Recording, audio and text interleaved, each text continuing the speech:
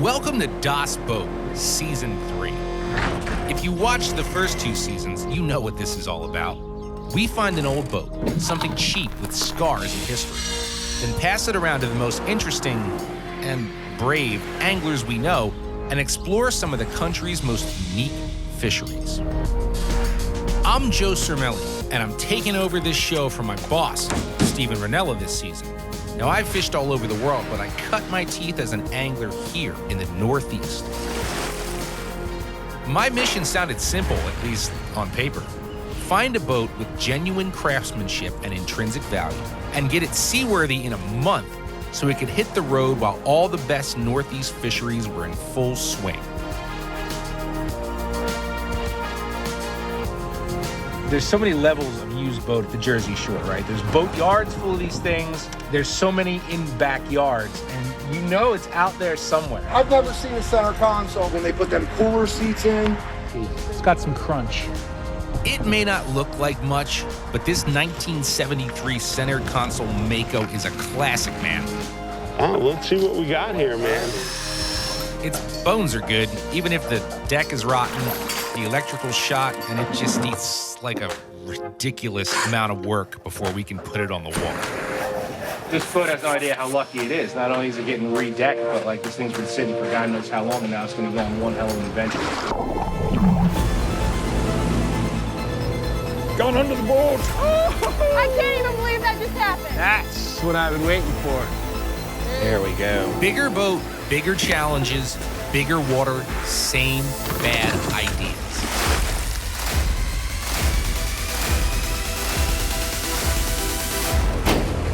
This is Das Boat Northeast.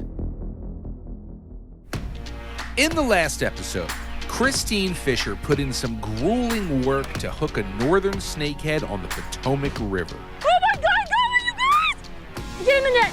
Yes! Yes! Yes! Yes! These fish are maligned and definitely misunderstood, but there's no denying that they're invasive. Me, I love chasing snakeheads, but despite hyperbole about how dangerous they may or may not be to an ecosystem, the bottom line is that they don't belong here. Unfortunately, they bear a striking resemblance to native bowfin, and the bowfins are taking heat thanks to this common misidentification. Quick PSA, this is a snakehead. Note the very long anal fin, running most of its lower body, and the lack of a spot on the tail. This is a bowfin. Note the very short anal fin and the prominent false eye spot on its tail. Only males get that spot, however, so the fin is always the best indicator. Fisheries biologists are totally cool with you killing all the snakeheads you want, but not bowfins. Bowfins were here when dinosaurs roamed what's now the US. They are, in essence, living fossils. Bowfin are considered trash fish by many anglers, and that's a real bummer because they're aggressive and fight much harder than many popular game fish. I've been obsessed with bowfin since I was shown a population close to home I never even knew existed until about 7 years ago. Frankly, I think part of the problem is simply that people don't know enough about them, so we're going to use our trusty Mako to educate you. Two of the most dedicated and passionate anglers I know are taking Das Boat up to Lake Champlain, home to one of the world's greatest bowfin fisheries, to stalk the shallows for these underappreciated bruisers. Joining us on this trip is Das Boat alum and Big Bass Dreams pioneer Oliver Ngy, who was one of the most innovative conventional anglers around. Welcome to the Bowfin Master Classic. And Blane Chocklett, a master of fooling big predatory fish on flies and perhaps the most innovative fly designer of this generation. Look into the mind of a mad fly swimbait scientist here. Blane, what do we got going on here, man? Look at this. My got wet, dude. If there's one thing I can tell you about these two, it's that they like to fish the way they like to fish. Question is, will sticking to their guns lead them to success? Blane, my man. How you doing, man? Good to see you. Finally, Yeah. pleasure. Stoked. Heard a lot of stories, man. So what you got here? I'm looking forward to making some new ones with Das Boat version 3. Yeah. Looks like we got a note up there. You know what it says? Let's see. All right, boat rules. Rule number 1, engage brain before operating this boat. Exclamation point. Rule number 5, remain calm at all times. Thanks, Uncle Frank. Rule number 6, don't call Frank if you have any problems. So we're gonna be trying to make modifications, put another boat on here, right? That's the word on the street. Bowfin's all about shallow water sight fishing. I don't see this thing getting very skinny. No, it can't draft that well. Well, I'm stoked to be here. I love Bowfin. Same.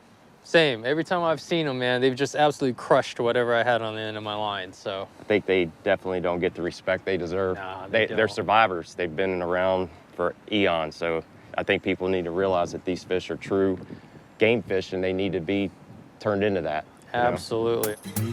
Oliver and Blane are off to meet another Bowfin freak, their guide for this trip, and possible Weezer fan, Drew Price. Though he guides for multiple species, he has a dedicated client base who hires him just to get after big bowfin. Matter of fact, one of those clients currently holds 7 IGFA bowfin records. Drew, Oliver, Nice to pleasure meet you. Hey, man. Blaine? Blaine. How you Nice doing? to meet you. You're the first guide I've seen roll up to the ramp with his boat on a car. Well, it's how I roll, man. So what are you catching in that thing? What don't I catch in that thing? Right? Like, seriously, man. like everything. Speaking my language. Yeah. I love it. Carp, bowfin, gar, drum, Women. trout, bass. Yeah, occasionally. You had me at hello right there. Yeah, so. yeah. Big, weird, with lots of teeth. That's the stuff I like to catch. So you call them in. Is that something I've read about a little Oh bit? yeah, I'll call them in. I'll use I do what's called a splash bang. So I bang the boat and I use the push pole to splash around. Figured it out when we'd have bowfin coming in that were hooked, and they'd be splashing around, and other bowfin would come in and start biting at the fish that were on the hook. It's great. So I was like, hey. You gotta love fish like that, man. Oh yeah. Are you pulling my leg right now? No, not at all. Not at all. I'm right there with you, Ollie. I don't know about this whole splash bang deal. All right, well, let's get this thing on this boat somehow so we right. can go do that. I need to see Sounds this. good. To target bowfin in shallow water, Drew uses a sort of canoe-skiff hybrid. Problem is, it's much larger than a kayak, which is what the racks already cemented to Das boat are designed to hold. Remember all that 5200 adhesive slopped on those things? Yeah, I hope your boy Drew brought a jackhammer. Well, let's test fit this thing. Let's see do if it. it fits up. I don't think that's gonna work. What's up with this cocking, man? Look at that. That's a shock absorber, That's- right? Yeah. I thought that was toothpaste. What's the other side Let me looking check like? that other side. Well, it's less wonky. We're probably better off using this Yeah, side, this to be side's honest. a lot more stable. But what Yeah. is this? What's up with this? Since getting those racks off would be such a pain in the ass, they decide to just add some extra bolts because Drew's boat is heavier and call it good, or at least good enough. Believe it or not, I used to be a carpenter. A really bad one, but a carpenter. Well, It's a little bit, it's not moving now. a lot better than it was. Yeah, we'll see what happens when you have waves hitting it. Yeah, Lake Champlain can't get very rough. You ever been on this lake? No, sir. Well, you're in for a ride, man. Lake Champlain is massive. It runs north and south along almost the entire border between Vermont and New York. It's been called the 6th Great Lake and supports an incredibly diverse fishery of both cold and warm water species. The plan today is for the team to use Das boat as a mothership and shuttle Drew's rig to shallower areas of the lake. Here, they'll sight fish, which is one of the most fun and challenging ways to catch bowfin. Blane is going to be fly fishing today because, well, I mean, he's Blane Chocklett, and that's just what the man does. In this shallow weed-choked water, he's going to have to drop a weighted streamer right on a fish's nose, which means he's going to spend more time flicking the fly close to the boat than throwing big, sexy loops. But the fellas have some hurdles to overcome. This boat is a little awkward for a trio. The water is unseasonably cold thanks to a front, and they're fishing during a full moon. This thing is super, super solid. Okay. I'm good. Pretty sure you just jinxed it.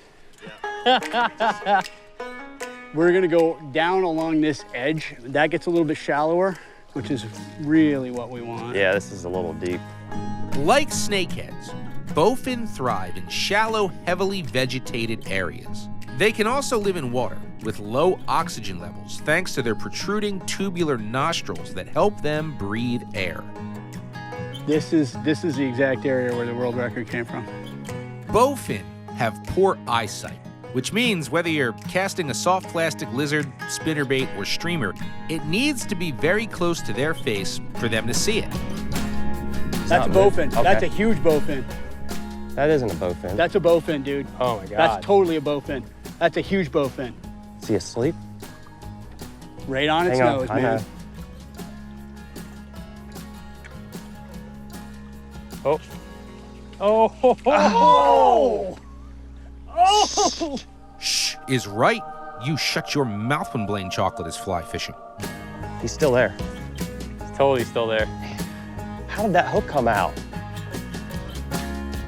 Getting a bowfin to strike usually isn't all that difficult, but they have a rock-hard mouth and bony jaw, which means getting a hook to set in that maw isn't easy.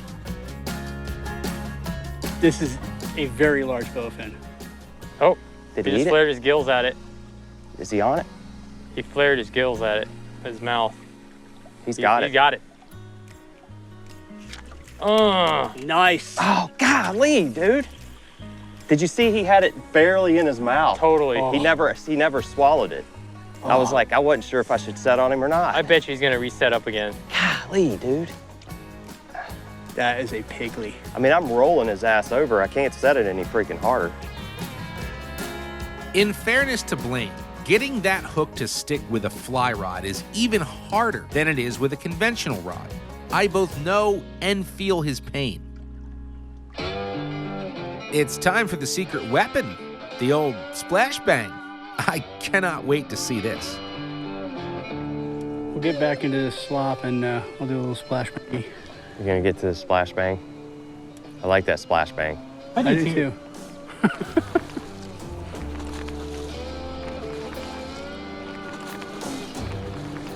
Okay, so you see that red? I see it. Do you see the fish? I see it, but I can't see where her head is. That's her head. That end. Drop that, it. Nope. Bring it up. Yep, a little bit more. There you go. Drop it. Right there. Back towards me. Towards me. Drop it. Oh, got her.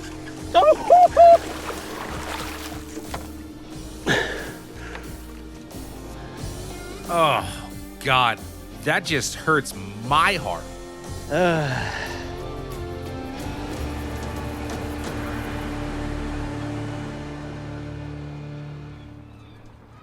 Should we talk about how much we suck today? Sorry. Oh, no, dude. You did your job. Yeah.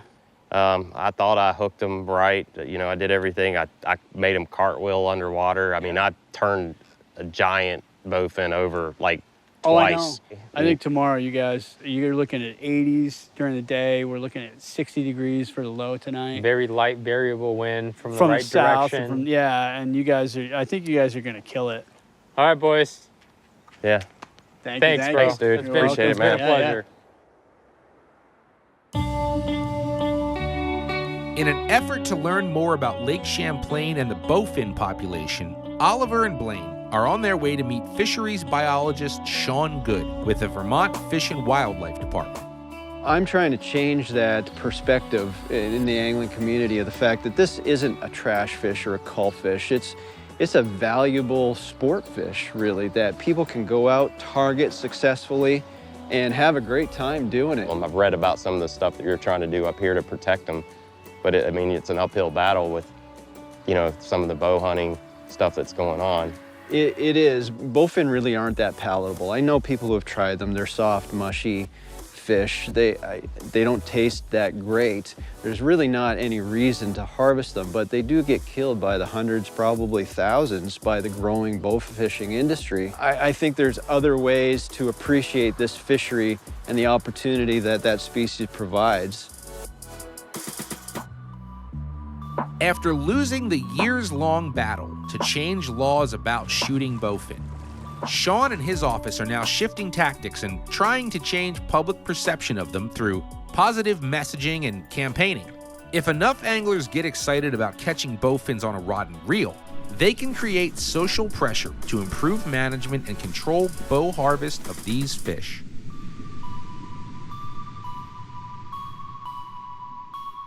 So I think for techniques, there's a lot of different ways you guys can catch bowfin, but I think a live bait or a cut bait rig, can be really effective in certain situations, especially when you're in really heavy, dense weed cover. And I like to use the head. And there's something about the cue of the eyes of that bait looking back at the bowfin that they just don't like.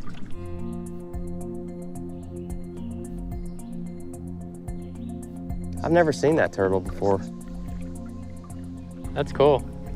Dude, look at all of them laying on the edge. This is classic bowfin habitat. This kind of area, you got a creek, overhead cover, lots of vegetation. I'm all about chunking bait for bowfins, but that's not really Blane or Oliver's jam. Oliver lives that swim bait life, and he'll persevere until life is good. We should hit both sides all the way down. We know they're in here. Nice, that's him. What you got? Bowfin. Bobo. Oh, yeah. Mr. Beauregard. Welcome to the Bowfin Master Classic. Such a cool fish, man. How can you not like that? See how they flatten down? When they hit, their jaw power is unbelievable. They have the hardest bite pressure of any freshwater fish. And if you look in close to their mouth, they got razor sharp teeth. It's unbelievable. Yeah, you do not want to put your fingers near their mouth. They're just ancient. They're a primitive, ancient, prehistoric fish. Good job, dude. Thanks, buddy. Oh. Well, it's all right. He was yours to let go. I think we're gonna get some more action. Smooth. You caught him though. Hey, man. Unfortunately, the guys didn't manage to connect with any more bowfins. With only one day left, the pressure is mounting. Oliver stuck a bowfin the way he wanted to, but Blane still has a score to settle with that fly rod. He's gotten the eats, but now all he's got to do is drive one of those hooks in and keep it there. Let's deploy this little shallow water assassin and get after it. I'm excited. Let's do what we do, man. Let's go to work. It's kind of... Didn't get bent, did it? That's the one that, Oh, it's got tension on it. Oh, grab it. We got problems. Oh boy. Did this pin fall out? Not our first rodeo. Or is it? It is. Just Okay, so it's goes, reversed. yeah, go up under. All right, we're good. Are we done yet? I mean, this is like listening to my wife and I after a trip to IKEA.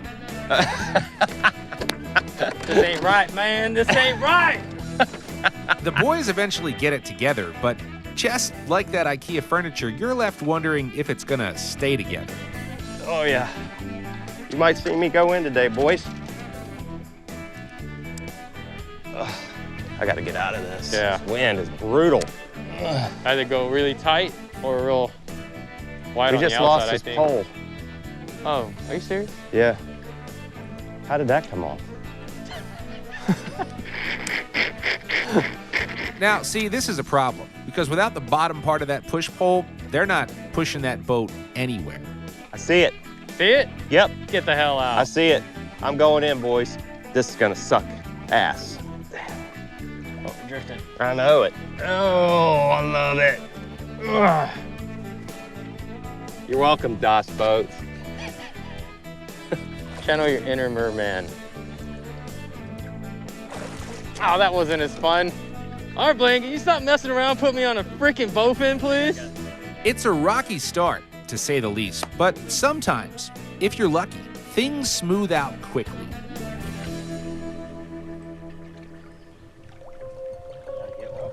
There's bubbles right there.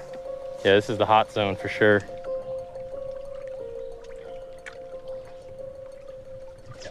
Oh, yeah, baby.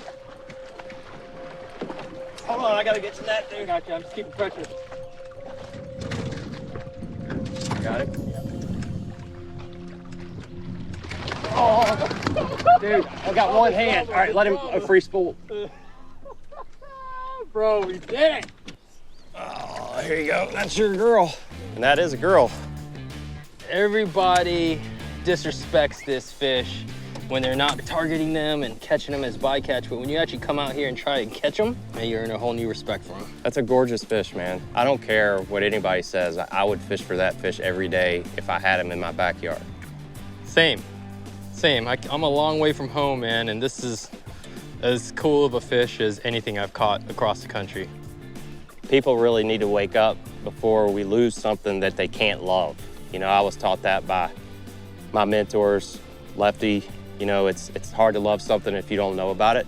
And that's why we're here, to try to give them a little bit of love, and hopefully people will get out and see what this is really all about. They're widely available for most people.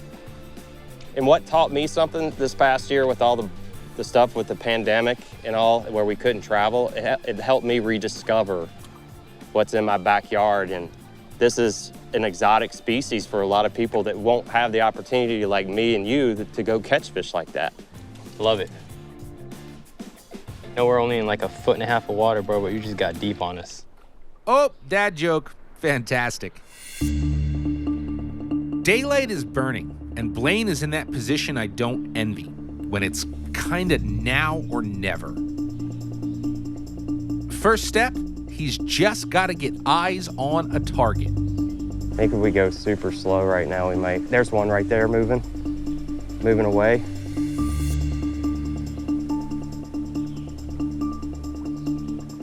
He didn't like that. Hang on, don't move. Fly fishing in thick mats and vegetation like this kinda sucks. All it takes is one piece of snot clinging to your fly, and your presentation is blown. Get out of the bull, dude.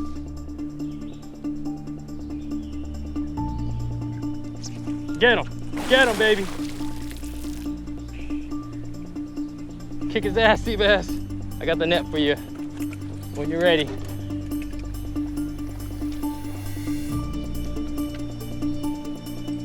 That's a big one, bro. No, I didn't. It's little. Get in here. Get in here. Get your net up. There you go. Get your net up. There you go. Woo! Finally, doing our thing. It's a male. It's got the eye spot. It is a male. Yeah, it's pretty. Love it. Look at that spot, man. Sick. Only the males have that spot, right? It's learning and adapting over years of fishing, man. It's like knowing just because of doing it, you know? Time on the water, you're free. Look at him. Blane. Dragons. Bravo, brother. Bravo. Thank you, dude. Worked for that one. You know, I was super impressed with the boat, man. Got to see a cool fishery in Lake Champlain up here in Vermont. And what I enjoyed most was we were dealt some pretty bad hands with, you know, not being able to fish the way we'd want to, first off, and super shallow, flat skiff. And conditions, post-frontal, full right. moon. But each day, we kind of pieced a puzzle together, and we were able to figure out what they liked, what they didn't like, based on what they are showing us. Well, I love how we brought our two worlds together, because I spent that day yesterday watching you and how we were trying to catch these bowfin and adapted some conventional techniques. And then after some success, you went right back and took from that and adapted it back to your fly fishing, and we made it work. You know, having the shallow water assassin skiff on board. Bro, our 4 screws were the difference maker. It did. That was our mod was the bomb. So you know what? Awesome. Hell yeah.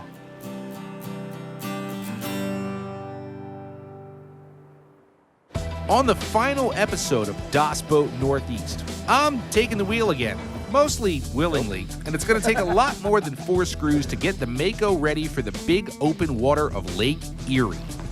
It's also going to take a lot of Advil and patience to get through this with my old friend and wild man, Captain Ross Robertson. You know, you just got a whole lot of nothing out here. As he shows us what makes Erie the greatest walleye fishery in the country.